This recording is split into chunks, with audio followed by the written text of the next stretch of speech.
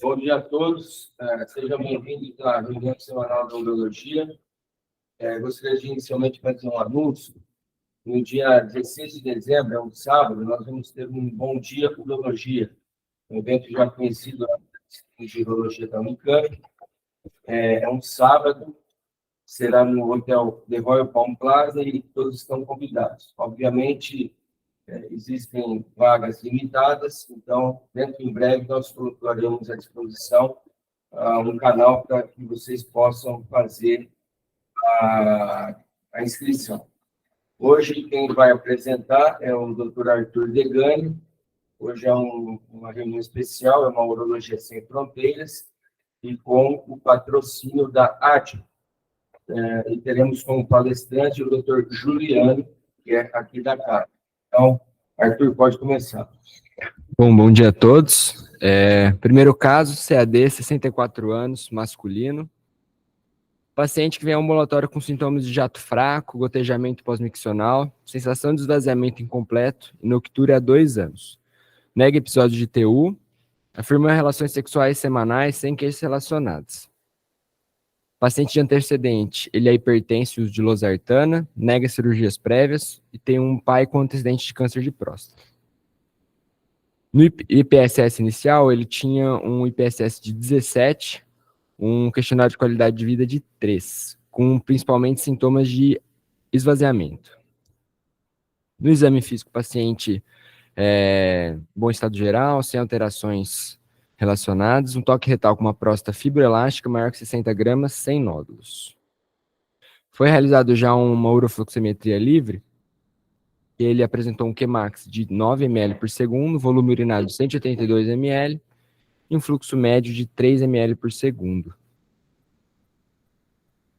O paciente já trouxe também ultrassom de próstata, que demonstrava uma próstata aumentada de 74 gramas, um índice de protusão prostática de 1,5, uma espessura de detrusor de 1,7 e um resíduo pós-miccional desprezível. Gabriel, o que você faria para esse paciente? Mas assim, eu gostaria de uma informação também. O que significa essa protusão de 1,5 e essa espessura do detrusor de 1,7? Como é que a gente avalia isso? Quais são as classificações que você poderia passar para a gente para avaliar a gravidade? O que isso significa? Bom dia, professor. Primeiramente, o que eu faria para esse caso? Eu complementaria a investigação com uma função renal, PSA, também para esse paciente. Agora, e já iniciaria tratamento também com uma terapia combinada pelo tamanho da próstata e os sintomas de lútis moderado. Em relação à protusão prostática da próstata do lobo mediano, quando você tem uma protrusão desse lobo mediano para dentro da bexiga, a gente costuma ter mais sintomas obstrutivos desse paciente com lútis, é um fator prognóstico. E a espessura do detrusor também, já é um detrusor espessado, mostra para a gente uma bexiga de esforço também. Professor Carlos, quando a gente avalia a espessura do detrusor, existe algum dado desse ultrassom que a gente tem que levar em consideração? Quanto que essa bexiga tem que estar cheia? E a outra pergunta que eu faria é se essa protrusão, ela teria um pior prognóstico no sentido de tratar clinicamente esse paciente. Bom, sobre a espessura do detrusor, foi feito um estudo comparando o ultrassom, a espessura do detrusor, com a avaliação dinâmica, e foi considerado com volume vesical acima de 250. E é considerado como relacionado à obstrução acima de 2 milímetros. Então, a 1,7 ainda não é equivalente a uma dinâmica obstrução. Quer dizer que não seja, ele não mostra. Quanto à protusão prostática intravesical, geralmente responde menos aos tratamentos clínicos. Mas ele não sabe quem vai responder ou não vai responder, mas isso é um dado. E 15 milímetros está relacionado à obstrução. Foi um trabalho feito aqui na Unicamp, comparando ultrassom com avaliação dinâmica, e acima de 15 milímetros estava relacionado com a obstrução intravesical. E Arthur, o que foi feito com esse paciente? Bom, inicialmente foi solicitado exames laboratoriais, função renal, PSA, urinourocultura, e foi prescrito para ele uma terapia combinada com tansulosina e dutasterida. O paciente retornou um mês após com esses exames, Ele afirmava melhora parcial dos sintomas, foi realizado um novo IPSS, que teve uma melhora importante, de 21 anteriormente. Ele apresentava um IPSS de 12 no momento, e uma qualidade de vida de 2. Dos exames laboratoriais, o paciente apresentava uma função renal normal, um PSA total de 32 com uma relação de 21%, urina 1 e urocultura normais. Fábio, e agora? Bom, professor, acho que nesse momento eu vou manter a terapia combinada para esse paciente e reavaliar esse paciente em 6 meses. Que é basicamente isso. 6 meses. Qual que é o objetivo dessa avaliação com 6 meses? Pensando na terapia combinada, no sincopa-redutase, que ele demora mais tempo para fazer efeito. Eu até gostaria de fazer uma pergunta para o senhor. O senhor, geralmente, quando o senhor prescreve essas medicações para o paciente, principalmente o tasterida, finasterida, o senhor chega a comentar para o paciente dos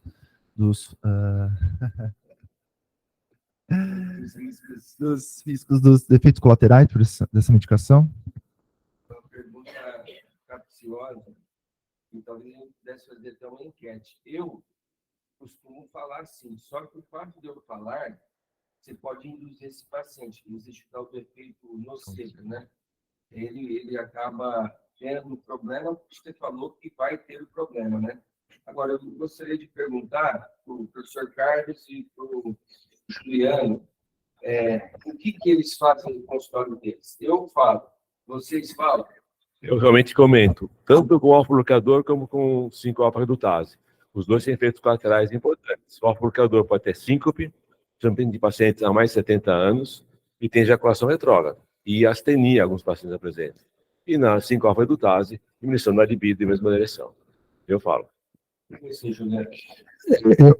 Sobre esses efeitos do 5-alfa-redutase, eu não informo ativamente, só quando o paciente ou a família questiona, aí eu passo a informação claramente, mas eu não ofereço assim de pronto. Agora, o risco de queda eu comento, porque realmente é muito grave, né, o risco de queda nesses pacientes, então eu sempre comento. Eu vou apimentar um pouquinho a coisa aqui. Aí ele foi lá na internet e ele viu que essa informação é bastante acessível. E que pode acontecer isso aí, e ele volta depois do retorno e fala assim, doutor, o que o senhor me falou? E assim, eu estou sentindo que realmente o meu ejaculado diminuiu, a minha libido está menor. E aí? Tem várias estratégias para sair desse imbróglio, mas eu comento que são efeitos menos frequentes, por isso não dei relevância na consulta anterior. Ele pode ficar chateado, claro, né? Sentir que foi enganado, mas não é frequente esse problema. Só queria comentar que, geralmente, nessas pessoas de idades, a ejaculação diminui normalmente. Então, eu acho que é importante falar tudo isso, mas já vem diminuindo. E eu acho que é interessante falar para o paciente, né? Porque chegar na hora, fala, pô, você não falou isso, não falou aquilo. Eu sempre falo também para o paciente dos efeitos colaterais. Isso em porcentagem, 8%, 10%. Eu acho que o senhor tocou num aspecto importante. Eu vou até perguntar para o Ricardo. Ricardo, a idade, será que interferiria? Porque, assim, como o professor Luciano disse, se você pegar um indivíduo que tem 75, 80 anos, você prescrever a terapia combinada, talvez esses efeitos colaterais indesejáveis do ponto de vista sexual não vão interferir muito. Mas se o indivíduo de 50, como é que fica? Bom dia a todos, né? Eu concordo, doutor Osama, a gente vai tendo uma diminuição do volume ejaculado com o passar dos anos, e isso é muito mais incomodativo no indivíduo mais jovem. Ou seja, ele pode ter alguns fatores, além do ejaculado, como alguma diminuição da libido e tudo mais com a terapia combinada, que vai se fazer muito mais acentuada no indivíduo sexualmente ativo, que sabe, do que naquele indivíduo com a idade um pouco mais avançada, que não tem uma atividade sexual tão grande, que já não liga mais para tanto dessa condição sexual seminal. Os homens têm muito uma relação com o ejaculado, então, assim, existe essa diminuição, né? Porém, a gente vê que quanto mais idoso nosso paciente, menor é esse tipo de crítica que a gente tem, esse crítica de reclamação deles, né? E o que aconteceu com esse paciente? Oi, Fábio. Só uma pergunta, professor. Quando o senhor prescreve terapia combinada ou um 5-alfa-redutase, o senhor costuma repetir o ultrassom para avaliar se teve uma diminuição dessa próstata? A diretriz que quando você vai entrar com uma terapia combinada, você faça o ultrassom antes do baseline, para depois você ter essa resposta que você está querendo. É isso aí, professor Carlos? Bom, eu não vejo que se é obrigatório você repetir o ultrassom. O que recomendo é você repetir o PSA, porque o paciente que está com 5-alfa-redutase não deve aumentar o PSA. E geralmente, depois de um ano, cai pela metade. Se ele tiver aumento do PSA, está indicado você fazer biópsia.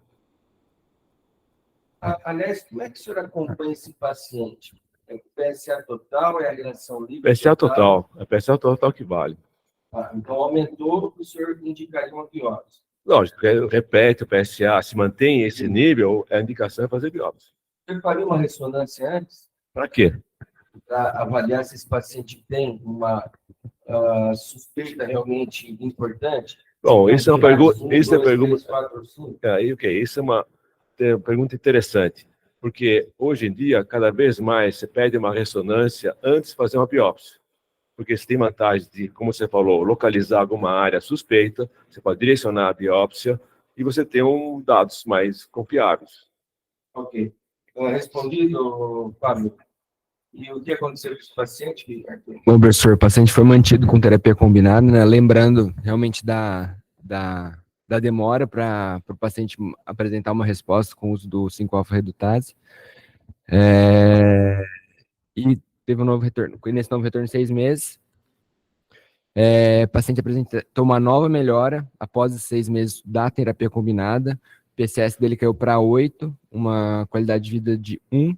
Estava satisfeito e bem adaptado com o uso da medicação. Juliano, deixa eu te fazer uma pergunta. A gente sabe que existe uma diminuição da próstata em torno de 20% a 30%. Isso aí acontece depois de aproximadamente 2 anos de uso. Existe a possibilidade de, depois, por exemplo, de 2 anos, você tirar esse inibidor e manter só o alfa-block? A proposta não é essa, a proposta é um uso contínuo.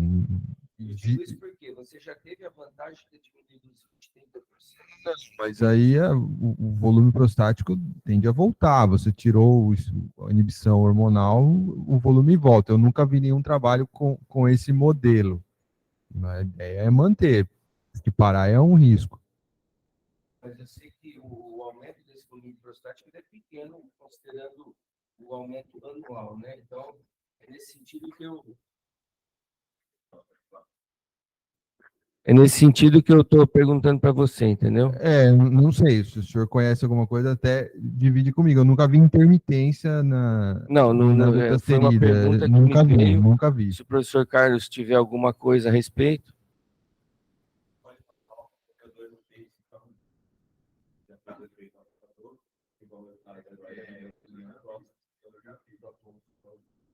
Ok. E como é que esse paciente está? Ele está bem, professor. Manteve a terapia combinada, tá bem adaptado, teve uma queda importante do IPSS, está satisfeito por enquanto com o tratamento. Ok.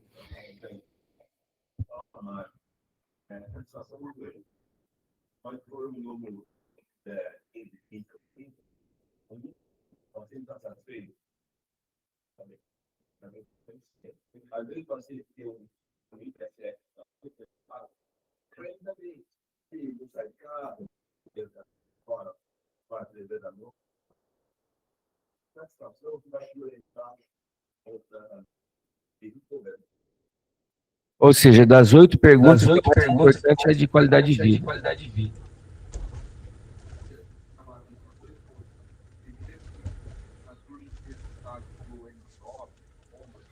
Tá difícil de ouvir.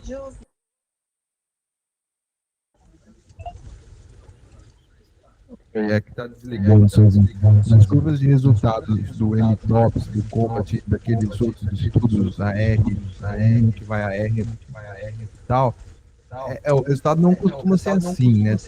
Tanto tempo depois. Eles avaliam o resultado em 1 mês, 3 meses, 6 meses, E a partir do primeiro mês, você já tem mais de 50% do ganho de PSS que você vai conseguir na fase de estabilização. E nesse caso não foi muito destacado, mas a maior causa de falha na terapêutica é a negligência dos sintomas de armazenamento.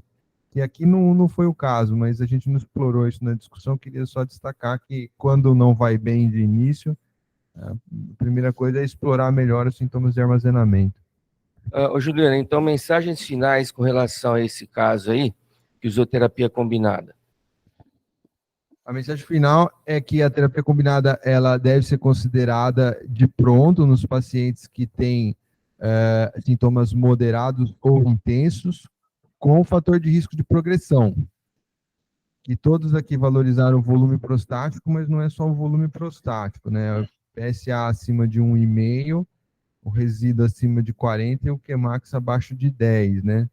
São os fatores de risco de progressão que, associado ao sintoma grave ou moderado, merece o uso imediato. E não foi colocado aqui, mas é muito comum na prática a gente começar a tratar esses pacientes com tansulosina, com medo dos efeitos adversos da dutasterida, né? E já tem algum grau, já tem literatura, não digo grau de evidência, mas já tem avaliação sobre isso, que essa prática pode não ser tão benéfica quanto a gente acha. Professor Carlos, alguma mensagem adicional daquilo que o Juliano falou? Então, vamos passar para o próximo caso? Opa, por favor. Fala no microfone. Sobre a possível disfunção sexual pelo uso da terapia combinada, e eu vi que uma das possibilidades é a entrada do inibidor de fosfodiesterase. Se isso é feito de rotina, se há contraindicações. Ricardo.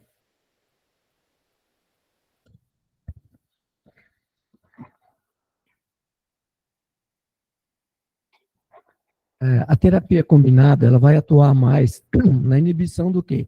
Da testosterona em dihidrotestosterona, certo? Que é onde ela vai atuar. Geralmente, a principal queixa do paciente é com relação à libido e nem tanto com relação à disfunção. Logicamente, nos pacientes de maior idade, você pode ter essa associação no indivíduo borderline, tá? Que ele já tinha um grau leve de disfunção associado um pouquinho à queda da libido, isso pode ser mais acentuado. A correção com os inibidores do 5-fosfodiesterase faz com que você tenha um padrão de ereção melhor, mas não vai mexer tanto no retorno da libido desse paciente. Tá? É importante você deixar essa coisa bem clara para o paciente.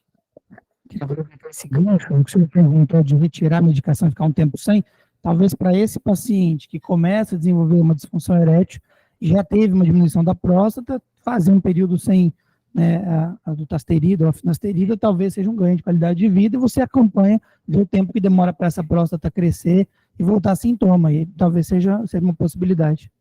Uhum. Tudo bem? Próximo caso. Bom, próximo caso, paciente de 70 anos, feminina.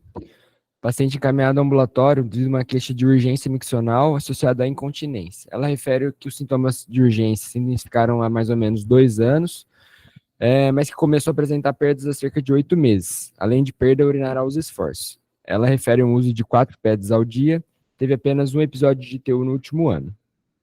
De antecedentes, é uma paciente diabética em uso de metformina, 4 gestações prévias, todos partos normais, sem cirurgias prévias. Paciente no exame físico, tinha uma genitália feminina sem alterações, ausência de prolapso, não apresentou perda, manobra de esforço e uma mucosa vaginal trófica. Caio. Bom, paciente com uma incontinência urinária mista aí, eu acho que inicialmente a gente começa pelo básico, a gente avalia o exame de urina, função renal, ver se essa paciente não tem uma infecção urinária, mas acho que inevitavelmente essa paciente vai precisar de uma urodinâmica. E um diário miccional acho que ajudaria também nesse caso, porque o paciente está tendo perdas recorrentes, uso de 4 pads por dia, acho que ajudaria também. Mas você faria por etapas? Você faria primeiro o diário e, dependendo do diário, faria a urodinâmica, ou você pediria os dois conjuntamente? Professor, no nosso contexto aqui, acho que a gente tem uma demora, a gente tem uma dificuldade de acesso, acho que eu já pediria logo num primeiro momento. Professor Carlos, é isso mesmo?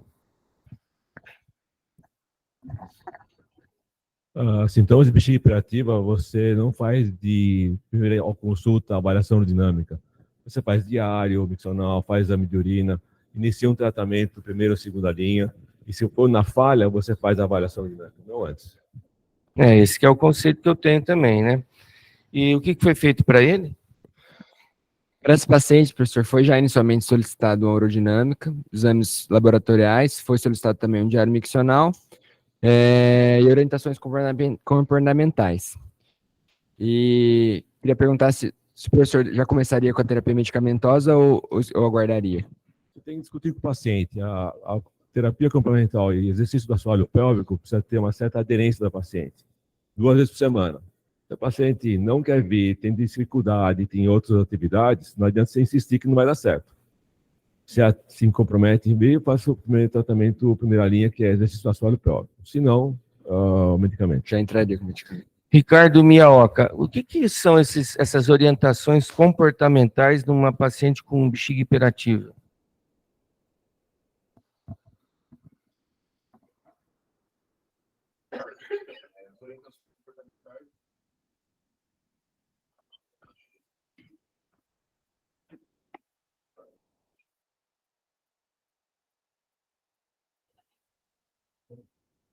Em relação a essas terapias de Som.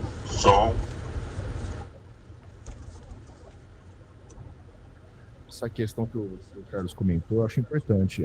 As terapias de primeira e segunda linha, na minha opinião, quando esse paciente chega com história, ele tem uma demanda meio urgente de melhorar, mas não paciente com incontinência grave como essa. Então, eu acho difícil você prescrever só terapia de primeira linha sem associar a medicação para ter um retorno mais rápido de resultado clínico.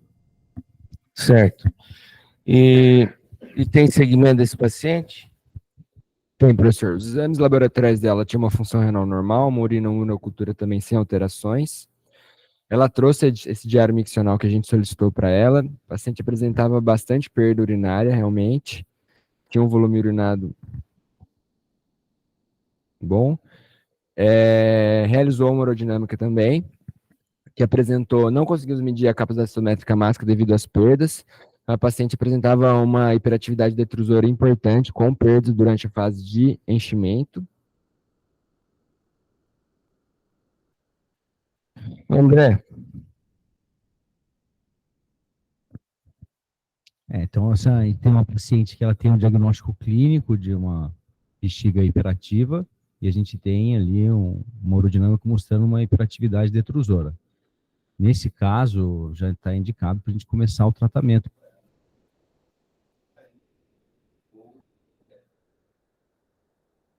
E qual antimuscarínico que você escolheria para essa paciente? Isso vai depender da questão condição dela comprar um medicamento. Aqui a gente acaba, como está aqui no SUS, é difícil.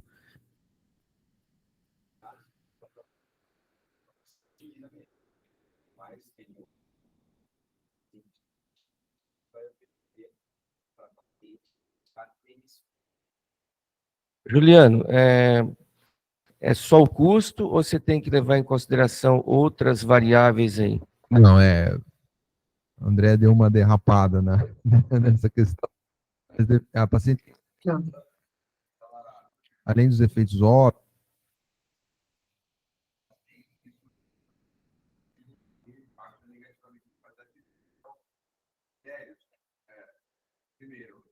Som Não dá para ouvir.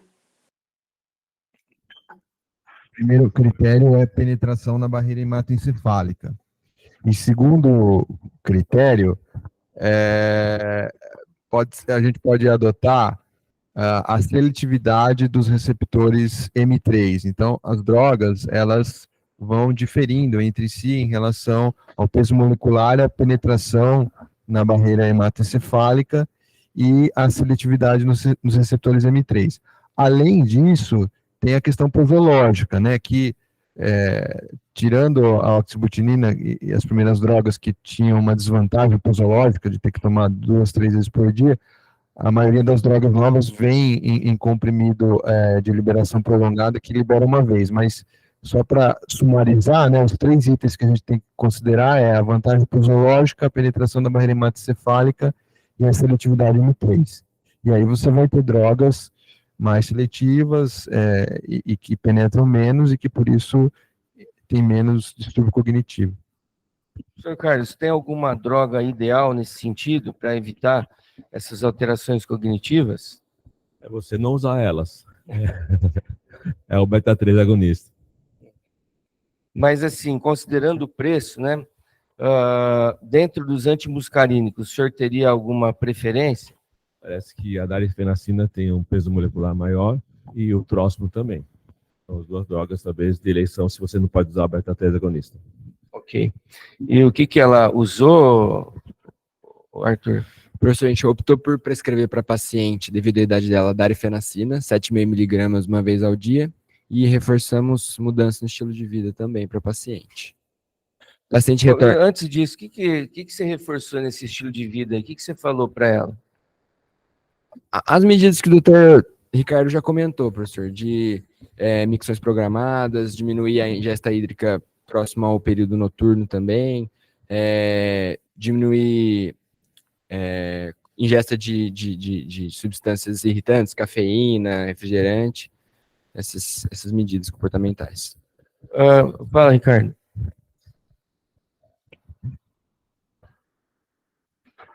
Queria perguntar para o doutor Carlos, Juliano, cabe fisioterapia aqui nesse momento?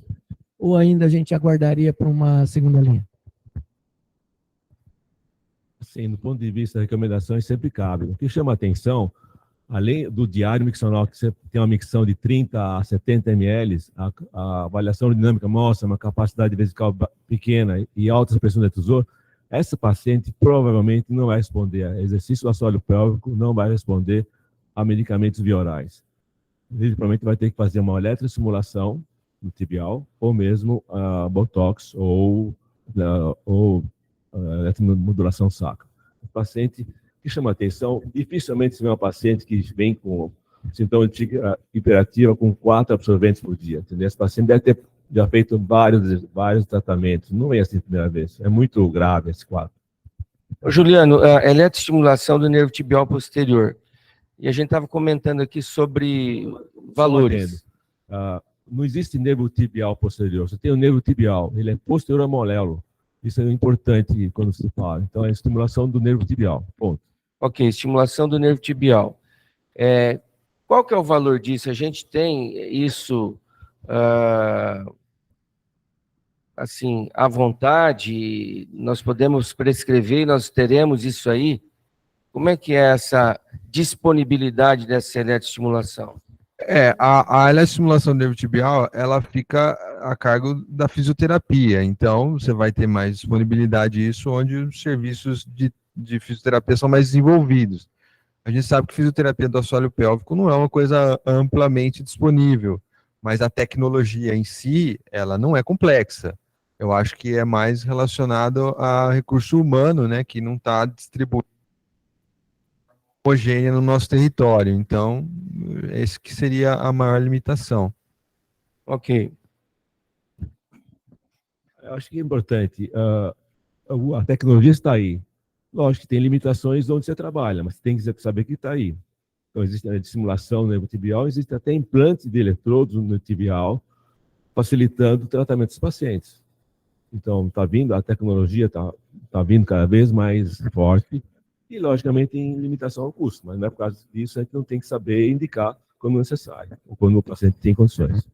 Mas nesse caso em questão, ele está aí com a darifenacina, 7,5 miligramas. Existe ainda alguma alteração posológica que a gente possa fazer para melhorar isso daí? Sim, esse fármaco ele é disponível na dose de 7,5 e de 15, né? O paciente tem uma urodinâmica que assusta pela amplitude da contração e um diário com uma capacidade muito baixa. Então, a gente não consegue afirmar categoricamente que vai ser um mau respondedor a essa dose, mas é provável que sim. Acho que não mudaria o fluxo, vamos supor, começar direto com 15, mas quem fizer isso está completamente justificado, né? A vantagem de você começar com uma dose baixa, você vai adaptando os efeitos colaterais. Já entrar com 15 também já tem um efeito colaterais muito intenso e abandona o tratamento. Concordo com você, aumentar a dose e pode associar o beta-3 agonista também. Você pode associar o medicamento. E o que foi feito para essa paciente, Arthur?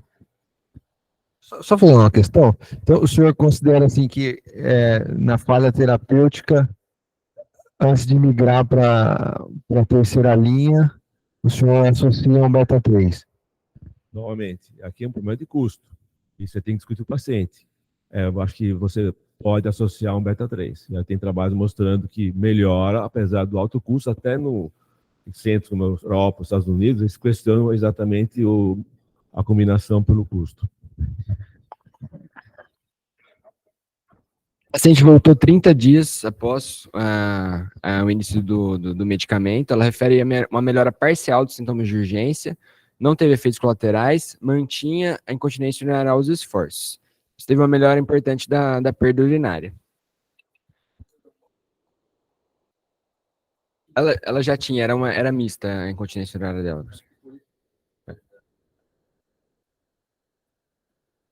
Então, como essa melhora foi parcial, a gente optou por aumentar a dose da darfenacina para 15 miligramas ao dia. Orestes.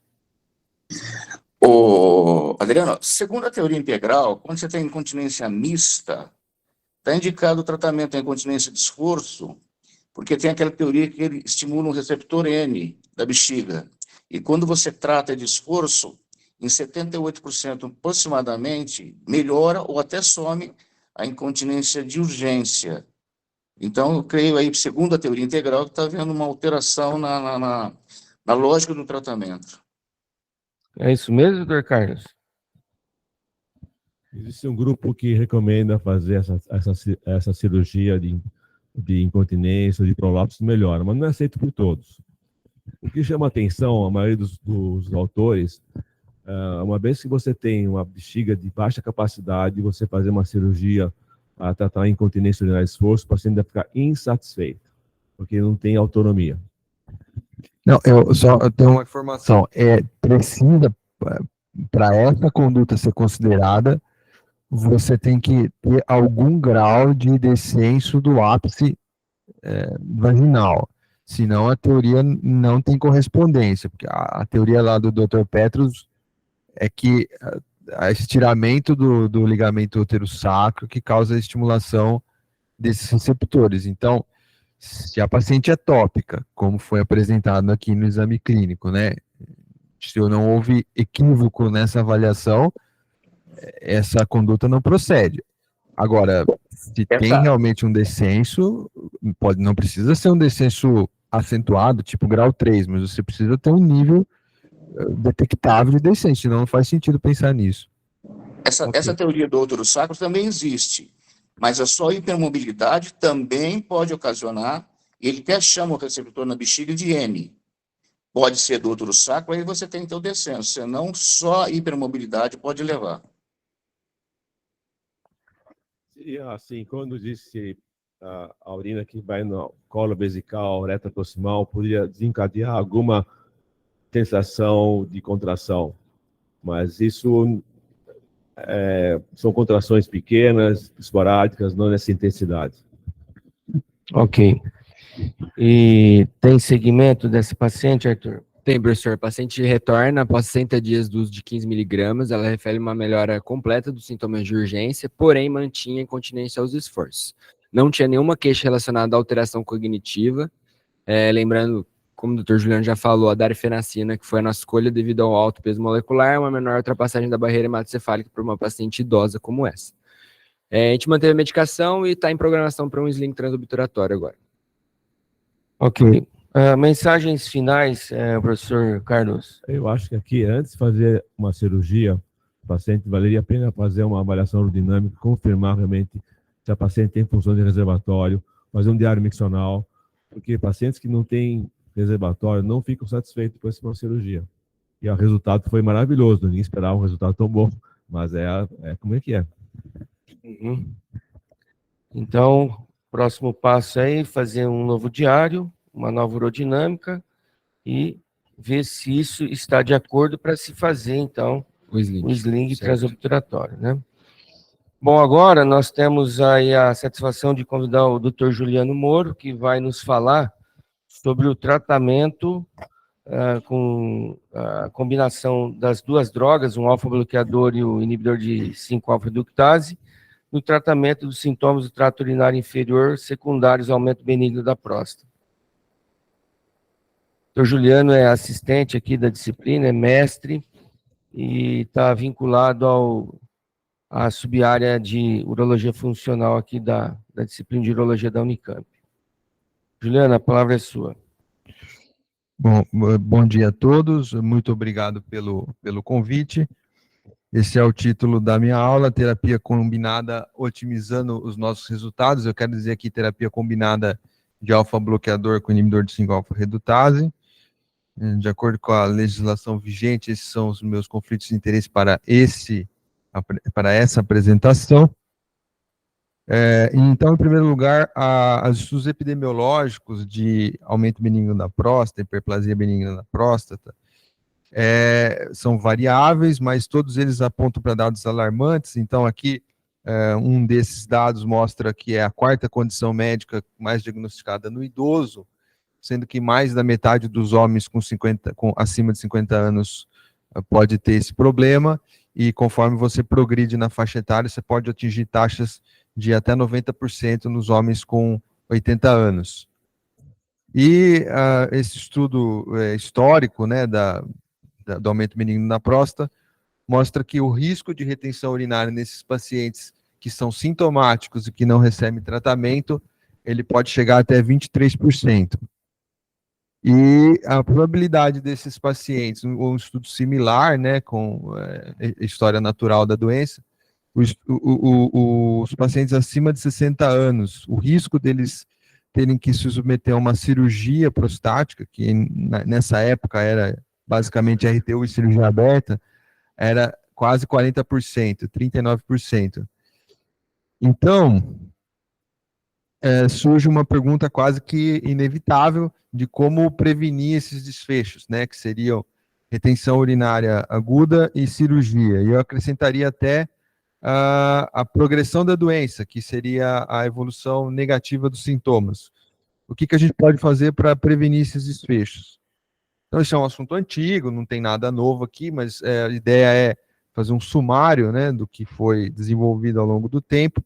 Então, esse estudo publicado em 2003, que é o MTOPS, ele já tinha mostrado que a associação de alfa-bloqueador, que aqui era a doxazosina, com a finasterida, que é o inibidor de 5-alfa-redutase, a associação foi a única terapia capaz de mudar esses desfechos. Então, vocês percebam, né, em vermelho, a linha da terapia combinada, em verde, a da finasterida, e em azul, a da doxazosina. Então, tanto na retenção urinária aguda, quanto nas taxas de cirurgia, você vê que a linha da terapia combinada realmente é onde a gente consegue o melhor resultado. Esse assunto continua a ser explorado no estudo COMBAT, que também é histórico, né? E aí, novamente, aqui a gente tem a linha ocre aqui, da terapia combinada, a verde da dutasterida e a azul da tansulosina. Então, vocês vejam, melhor resultado no ganho do IPSS, e vocês vejam, né, que já no terceiro mês a gente tem os efeitos positivos, com uma tendência de estabilização após um ano.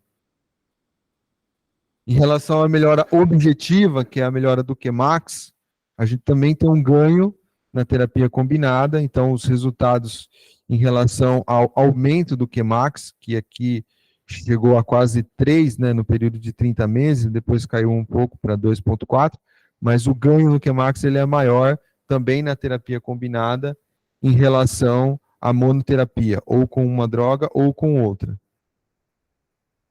E o risco de cirurgia, que aqui foi avaliado em relação ao tempo para a cirurgia relacionada à retenção urinária.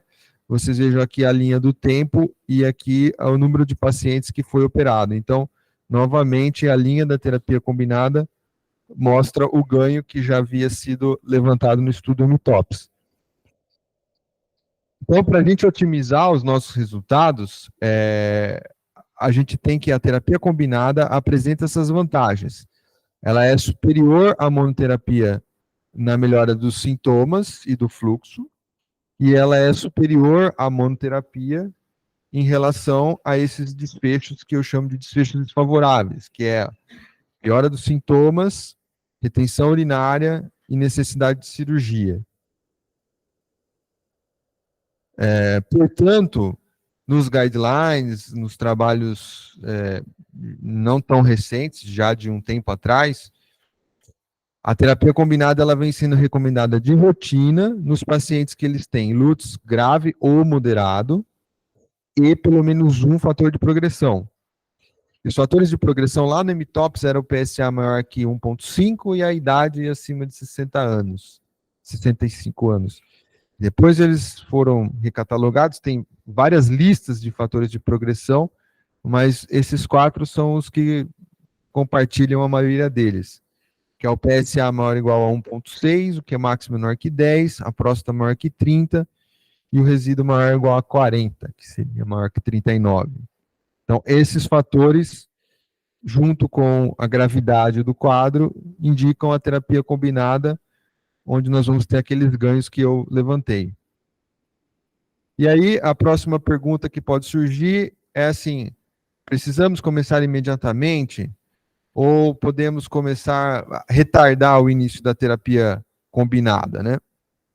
Então, esse estudo de 2019, de The Gates e colaboradores, tenta responder essa questão. Muitos aqui podem questionar o estudo, né, que é uma metodologia inovadora. Esse estudo não foi feito, não é um estudo prospectivo randomizado propriamente, mas ele usa a base de dados de todos esses estudos, inclusive o COMBAT, e ele totaliza 10.200 pacientes e ele aplica simulações, em termos de algoritmos, onde a troca da terapia combinada ocorre em 1 mês, em 3 meses, 6 meses, 12 meses e 24 meses. E nessas simulações ele avalia o resultado do IPSS após a mudança na terapia. Então, o paciente está seguindo em terapia, monoterapia com tansolosina, alterna para terapia combinada nesses tempos que eu comentei e avalia o resultado. Isso não foi dado para o paciente, foi a simulação dos dados extraídos dessas bases. Então, a curva de resultados é o seguinte, na linha pontilhada verde é a tansolosina, na linha pontilhada azul é a troca, e na linha contínua vermelha é a terapia combinada. Isso aqui é a redução do IPSS no eixo Y e no eixo X do tempo. Então, você veja, quando você faz a troca depois de 1 mês, o resultado mantém muito semelhante ao da terapia combinada. Quando você faz a troca depois de 3 meses, também é coincidente com a terapia combinada.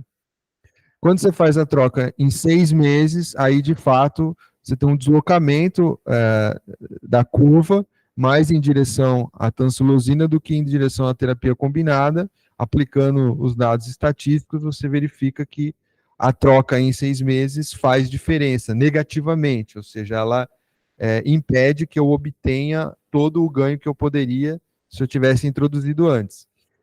E, continuando na simulação, quando isso é feito em 12, 24 meses, você obtém o mesmo tipo de resultado. Ou seja, o pesquisador conclui que o retardo no início da terapia combinada, acima de 6 meses, influencia negativamente na redução do IPSS. E a tabela do estudo é essa, né? Então, na terapia combinada, o IPSS vai de 17 para 6, só com a tansolosina de 17 para 9. Quando eu faço associação até em 1 e 2 em 3 meses, mantém perto desse 6,3. Quando eu desloco para 6 meses, é que aí realmente o meu ganho de PSS fica reduzido. Então, o que esse estudo está mostrando é que você vai perder de 1 a 2 pontos no IPSS se você retardar o início do tratamento combinado. E se o paciente tem sintomas de armazenamento, né, que eu comentei na discussão do caso, como que nós conduzimos isso, né? Então, todos aqui já comentaram que a droga mais comum é o antimuscarínico. Antes disso, eu me esqueci desse trecho, a prevalência, a frequência desses sintomas não é desprezível. Então, no estudo Brasil-Lutz, você vê que a presença de sintoma de armazenamento apenas pode ser 20% desses 68% de pacientes sintomáticos, ou seja, um pouco menos de 1/3. E se você tiver sintoma de esvaziamento com algum outro sintoma, pode chegar até metade dos pacientes. Então, até metade dos pacientes tem algum grau de sintoma de armazenamento. Então, não é desprezível, mas a gente despreza muito frequentemente. E se esses sintomas estão presentes, o que dizem os guidelines? Eles dizem que a gente deve usar o antimuscarínico. O grau de evidência é forte para os casos que são de moderado a grave e com sintomas de armazenamento associado àqueles sintomas de esvaziamento. O antimuscarínico ele é temido em relação ao risco de retenção urinária aguda, fora os outros efeitos que foram comentados, e todos os guidelines ressaltam isso também, que quando o resíduo é acima de 150 deve ser evitado. E o uso em combinação com alfa-bloqueador também é recomendação forte. Então, nós devemos usar o antimuscarínico. E essa pergunta foi feita na discussão de casos, qual que é o antimuscarínico que a gente deve escolher, né? A escolha é livre, mas algumas variáveis podem representar vantagem para algumas drogas. Então, por exemplo, essa é uma tabela mostrando a seletividade M3 sobre M1, sobre M2 e por aí adiante. E a darfenacina é uma droga que realmente tem um comportamento superior a todas as outras drogas em relação à sua seletividade por M3, em relação aos receptores M1 que estão presentes no sistema nervoso central.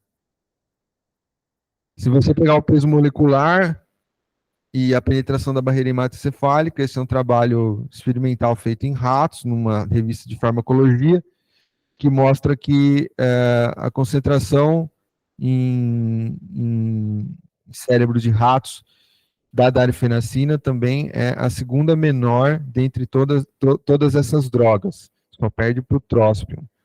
Então, é uma droga que realmente tem pouca penetração na barreira hematoencefálica.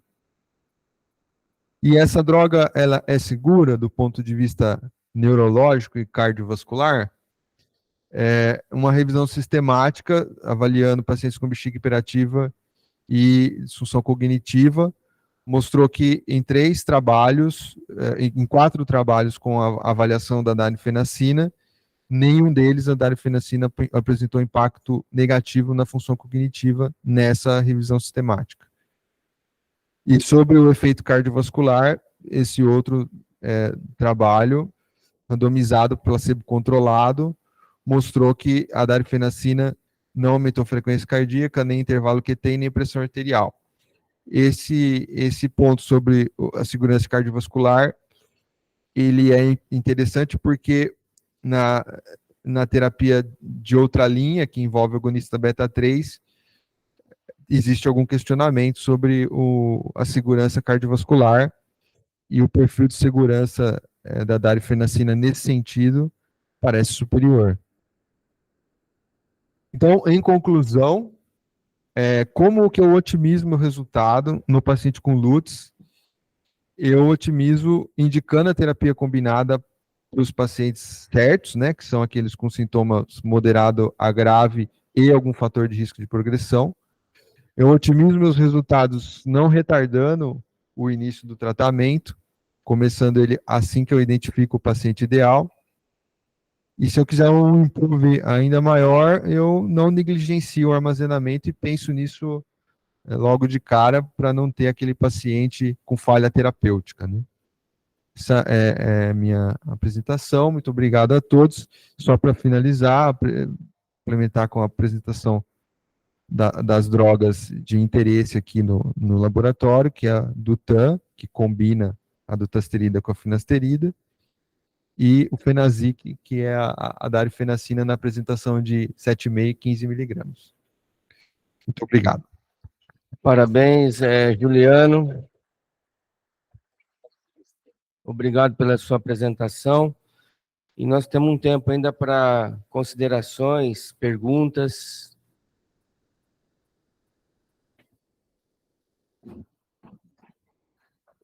Juliano, não, parabéns pela apresentação.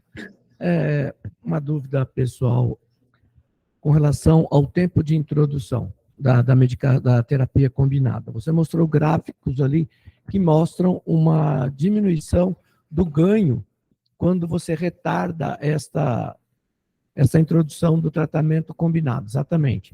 A que você justifica isso? Visto que você vai ter a ação, né, da medicação nos 6 meses e o ganho final no máximo em 2 anos. Como é que você justificaria essa introdução retardada levando ao não similar ganho final? Eu já vi essa pergunta feita num simpósio do Summit e realmente não tem uma resposta. Esse é um dado bruto, estatístico. Nós podemos teorizar aqui que assim, em relação à redução do volume prostático, provavelmente você vai ter a mesma redução. Mas eu não sei explicar, mas é um dado.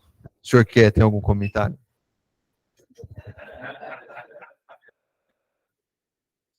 Ok.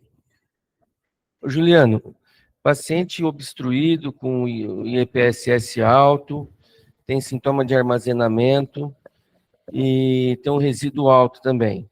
Eu diria para você entre 100 e 150. Você inicia primeiro a terapia combinada para depois dar o anticolinérgico ou você já pega e já dá os 3 de uma vez só? Não, nesse caso, se você está falando em terapia combinada de alfa-bloqueador com antimuscarínico, não tem nenhum estudo que prova coisa parecida com isso, que você começar antes, você tem melhora superior. Então, você está tratando, o cenário que você descreveu é um cenário de risco para retenção urinária, eu iria com bastante cuidado. Não é proibido usar o antimuscarínico nessa situação, mas você tem que dar todas as orientações e antever esse risco. Tá. E você monitorizaria isso com o quê? Com o resíduo? Resíduo calculado por ultrassom. Eu acho que é a forma mais simples. Wagner? Bom, Juliano, parabéns pela apresentação. Obrigado, pessoal da Adium, aqui pela Urologia Sem Fronteiras. Eu queria fazer uma pergunta um pouco reflexiva. O que a gente vê hoje em dia é que muitas pessoas estão tomando muito remédio, né? O paciente tem um certo medo, um certo receio de fazer cirurgia. Eu lembro que na época a gente só tinha cirurgia, só se fazia cirurgia até para casos que resolveria com qualquer alfa-bloqueador. Hoje em dia a gente está tratando esse paciente, o paciente foge. Você não acha que nós estamos vivendo um outro ponto da curva hoje? Indicando muito tratamento medicamentoso e deixando às vezes o tratamento cirúrgico de lado? Essa é uma questão. E como combater isso? O que você acha que o urologista pode, para tentar evitar esse super tratamento dos clínicos dos pacientes? Esse é um desafio a identificar o paciente sob risco de falência vesical, né? A falência vesical, ela é um evento descrito em livro-texto, avaliado em muitos trabalhos, mas, de fato, nenhum trabalho conseguiu predizer qual é o paciente sob risco de falência vesical. Eu acho, pessoalmente, concordo com a sua opinião, acho que a gente tem que expandir, nós encolhemos muito nossas taxas de cirurgia e certamente nós estamos deixando de operar pacientes sob risco de falência vesical.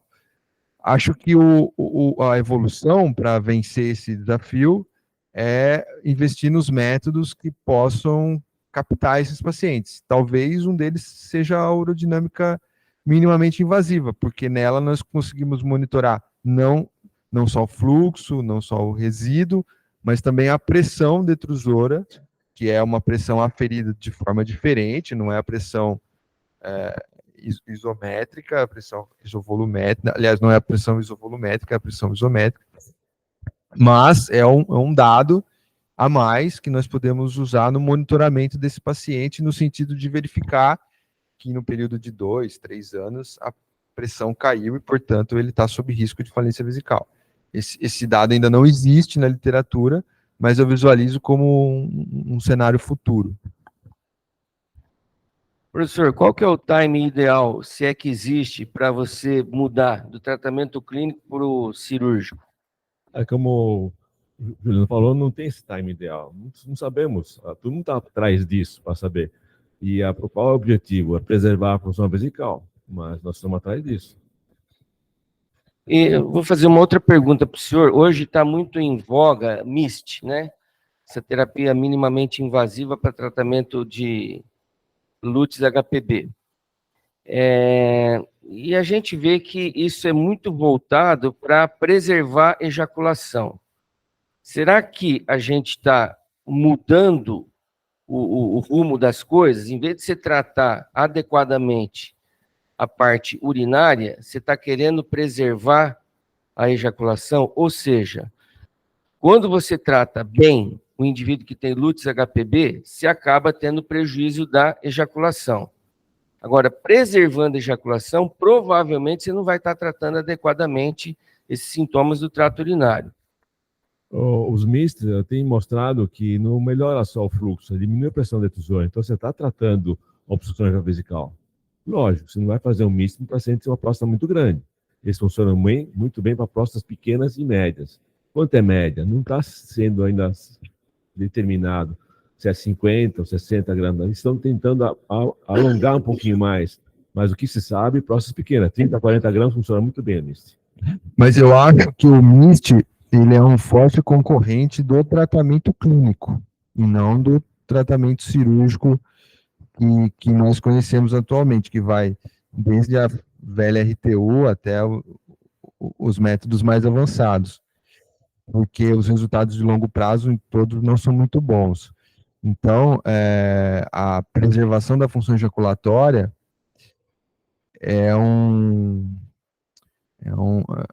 como se fosse o que chama, né, a atenção, mas acho que o alvo da concorrência do MIST é o tratamento clínico, medicamentoso. Né? Eu acho que ele fica entre o tratamento clínico e o tratamento cirúrgico.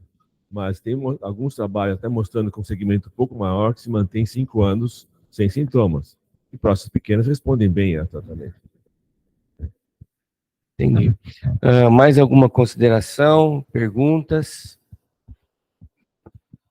Bom, sendo assim, gostaria de mais uma vez agradecer o patrocínio da Adium, todos que estão aqui representando a Adium, e um bom dia a todos e até a próxima reunião na próxima terça-feira. Muito obrigado.